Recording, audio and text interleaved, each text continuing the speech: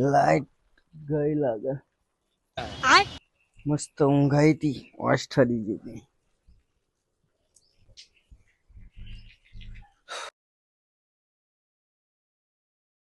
અરે મોમા, શું થયું પોણા બોલ ને. હારું અહીં પંખો ચાલુ હતા ઉપર કે લાઈટ ગઈ એવું લાગ્યું. ના ભાઈ મેં બંધ કર્યો. કેમ? કાલે તમે તો ઉઠીને નથી આયા, પંખો ચાલુ રહ્યો બપોર સુધી જો તાણે પંખો ચાલુ હતો.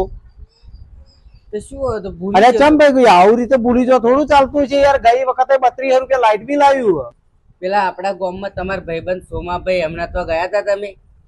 મારા લગભગ 2-2.5 મહિના થઈ ગયા ઘેર છે. એમનો છોકરો મને મળેલો, એમને સોલર પેનલ નખાઈ તો 78,000 સબસિડી મળી. લાઇટ બિલ બિલકુલ નહીં આવતું અને લાઇટ બિલ ના ઉપરથી સોલર પેનલ ના પૈસા જમા થાય એ અલગ. આપણે એવો કઈક કોન્ટેક્ટ હોય તો કર ને. લાઈટ બિલ ભરીને તો કંટાળ્યા. એમનો કોન્ટેક્ટ નંબર તો હશે ને તાર જોડે?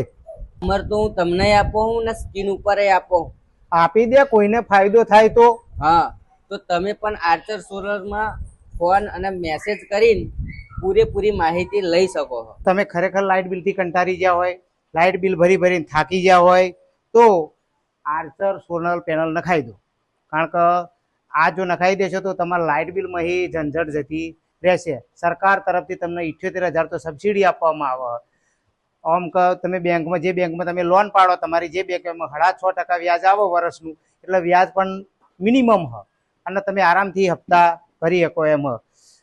પછી તમારે એકવાર હપ્તા પૂરા થઈ જાય એટલે શાંતિ થઈ જાય. એટલે આજે જ તમે આ સ્ક્રીન ઉપર જે લગાવ્યો હોય નંબર, એની પર કોન્ટેક્ટ કરો અને આર્ચર સોલર પેનલ લગાવો.